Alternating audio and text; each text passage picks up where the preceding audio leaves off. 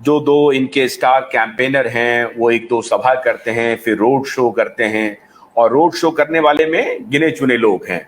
अमित शाह जी हैं, जेपी नड्डा जी हैं, नरेंद्र मोदी जी हैं, और बाकी लोग एक आध दो लोग, अगर राजनाथ जी कभी कभार कर लिए तो कर लिए। बाकी तो हमने नितिन जी का कभी वीडियो देखा नहीं, राजनाथ जी का कभी देखा नहीं। एक आध दो जनसभाओं को उन्होंने संबोधित किया होगा, लेकिन रोड शो की जो तस्वीर आई मोटे तौर पर नड्डा जी की आई और प्रधानमंत्री जी की आई।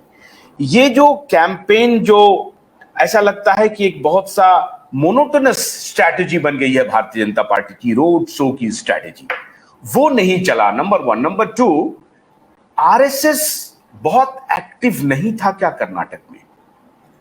क्योंकि अगर रोड शो के बियॉन्ड अगर कोई संगठन, भारतीय जनता पार्टी का जो सबसे मजबूत संगठन है वो आरएसएस है, और आरएसएस आखिरी दिनों में इलेक्शन कमान अपने हाथ में लेती है, और फिर वो डोर टू डोर जो कन्वेंसिंग होती है उसको समझाने का काम होता है, फिर बूथ मैनेजमेंट को किस तरह से करता है। क्या आरएसएस ने कंप्लीट विड्रॉ कर लिया इस बार कर्नाटक में? नहीं, आरएसएस ने विड्रॉ नहीं किया। इनफैक्ट आरएसएस ने अपनी पूरी ताकत लगाई थी। अब मैं आपको उसको समझाती हूँ। बीएल संतोष और Prahlad Joshi, they are considered to be very very close to RSS.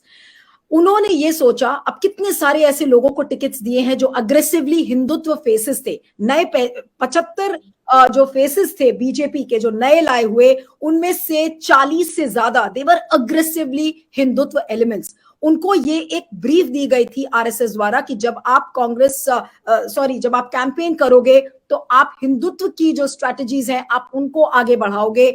और इसीलिए आज ये एक आरएसएस की भी बहुत बड़ी हार है। जो आप ये पूछ रहे हैं कि आरएसएस ने विड्रॉ किया, आरएसएस ने विड्रॉ नहीं किया, अपनी पूरी ताकत लगाई, लेकिन उस ताकत में वो सफल नहीं हुए। आरएसएस को ये लगा कि मोदी और आरएसएस का जो काडर है वो प्लस 24/7 गोदी चैनल्स, इन तीनों का जब मिश्रण होगा, और जिस तरीके से गोदी मीडिया फिर ये चिल्लाएगा कि देखिए मोदी जी ने कारपेट बॉम्बिंग रैलीज की, लेकिन वहां की जो जनता है, वही मैं फिर से दोहरा रही हूं कि जनता मूर्ख नहीं है, इस बात को समझना होगा। जनता ये समझ गई कि बीजेपी, जो कि एक आउटसाइडर पार्टी आज साउथ के लिए साबित हो गई एक बार फिर से, उसने दक्षिण का द्वार खोला जरूर था, लेकिन दक्षिण के लोगों ने, कर्नाटका के लोगों ने उस द्वार को बीजेपी के लिए बंद कर दिया। तो ना वहां पर अब आरएसएस की जगह है, ना वहां पर बीजेपी की जगह है। बीजेपी का जो एक मिशन साउथ, जिसको लेकर वो कह रहे थे कि हम केरल में भी जाएंगे, हम तेलंगाना में भी जाएंगे, आज उस कैंपेन को एक बहुत बड़ा धक्का लगा है। मुझे नहीं पता कि इस शॉक से कैसे मोदी रिवाइव करेंगे,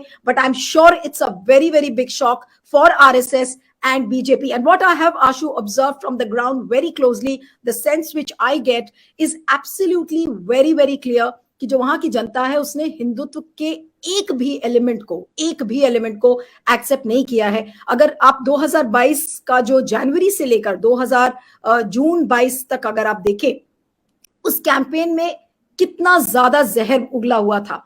हिजाब, हलाल, अजान, सब कुछ उस समय आ गया था।